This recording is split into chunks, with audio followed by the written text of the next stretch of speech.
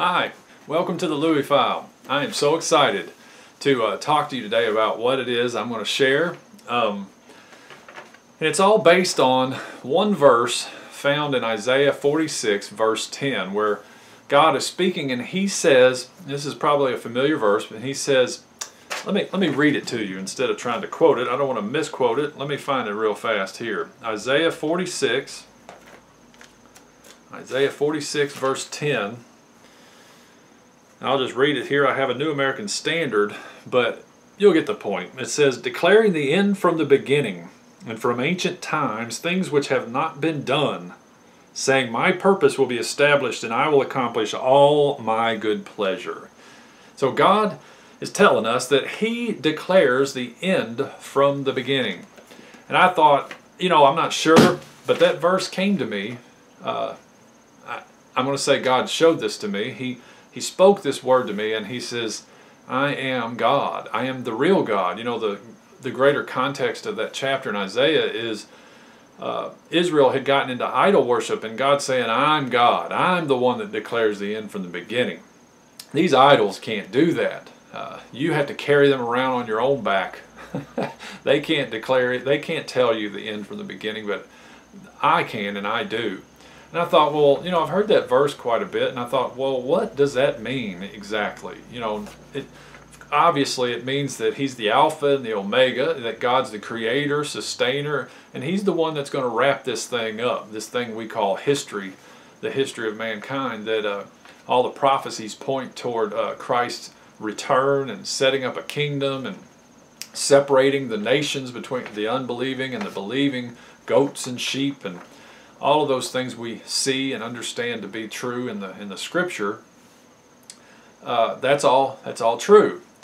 But I think I started to look into the Scripture itself, and I started thinking, well, wait a minute. This is also talking about the individual lives of the Old Testament saints, the New Testament saints, and even you and I.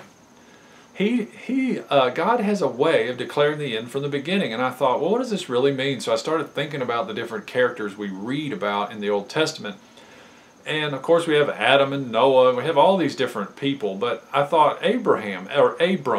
I started with Abram. God calls Abram out of his country and tells him, come, I'll show you where to go.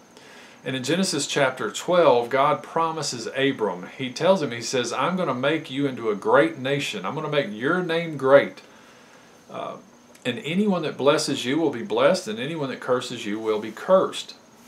Well, that's God declaring the end in the beginning. In the beginning of His connection and relation to Abram, God declares to him the end result, the purpose, the plan. The goal is to make His name great, to make a great nation out of him. So then we proceed to read how that all came about. And of course we know Abram had some stumbling along the way. He was a little bit deceptive from time to time.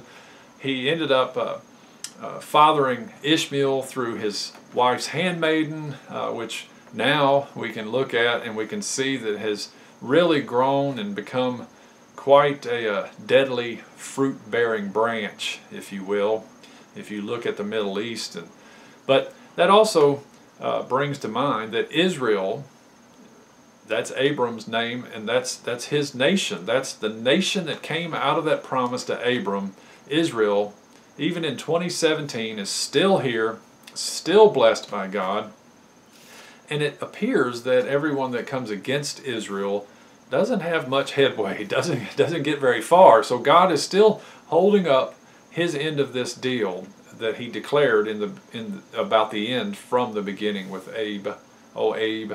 In fact, the three dominant religious systems that we have on this planet, Christianity, Judaism, and Islam, all point to Abram or to Abraham. And they all say he's the founder of their faith. He's the father, and he is. And so it gets kind of confusing sometimes as to what's the difference here between Islam, Judaism, and Christianity, and which one is the truth, and which one do we follow. And well, I would say I'm a Christian for all practical purposes. I'm a Bible believer, and my Bible points to Jesus Christ. And as we look at this God's declaring the end from the beginning, we will discover as we go. I'm going to make a few videos based on this topic, so just sit back and relax and enjoy this with me, if you will. And I'm going to attempt to paint a picture for you how Christ is the one unique Son of God, and He comes through all of this promise, this declaration that God makes to His people throughout the Old Testament and the New Testament on down to us. So I'm going to just say this: God, the God Yahweh, the God of the Bible, the Christian belief system, I think, the ones that follow after Jesus Christ, who believe He is the Son, that's the God who declares the end from the beginning. So, if you want to join me in this little journey, just find the next video, and it will be under the heading of God Declares the End from the Beginning. And this is part 1, so just find part 2, and we're going to move into the story of Joseph next. I hope you'll join me. Thanks for watching today on the Louie File.